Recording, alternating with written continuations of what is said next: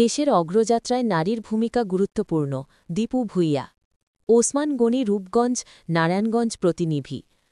নারায়ণগঞ্জের রূপগঞ্জে তারেক রহমানের ঘোষিত ৩১ দফা বাস্তবায়নে নারী সমাবেশ অনুষ্ঠিত হয়েছে। শনিবার বিকেলে উপজেলার কাঞ্চন ভারতচন্দ্র উচ্চ বিদ্যালয়ের মাঠে কাঞ্চন পৌর বিএনপি ও অঙ্গ সংগঠনের উদ্যোগে এ সমাবেশ অনুষ্ঠিত হয়। অনুষ্ঠানে প্রধান অতিথি হিসেবে উপস্থিত ছিলেন বিএনপির জাতীয় নির্বাহী কমিটির সদস্য মুস্তাফিজুর রহমান ভূঁইয়া দীপু।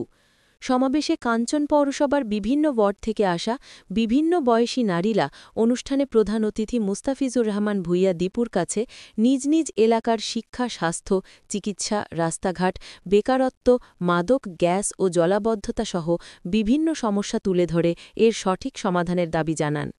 এই সময় মুস্তাফিজুর রহমান ভূঁইয়া দীপু তার বক্তব্যে বলেন, নারীর ক্ষমতায়ন ছাড়া রাষ্ট্র সংস্কার অসম্ভব। নারী সমাজ দেশের অগ্রযাত্রায় গুরুত্বপূর্ণ ভূমিকা পালন করে।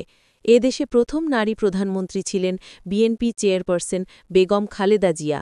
তিনি নারীদের স্বাবলম্বী করতে সর্বাত্মক চেষ্টা চালিয়ে গেছেন।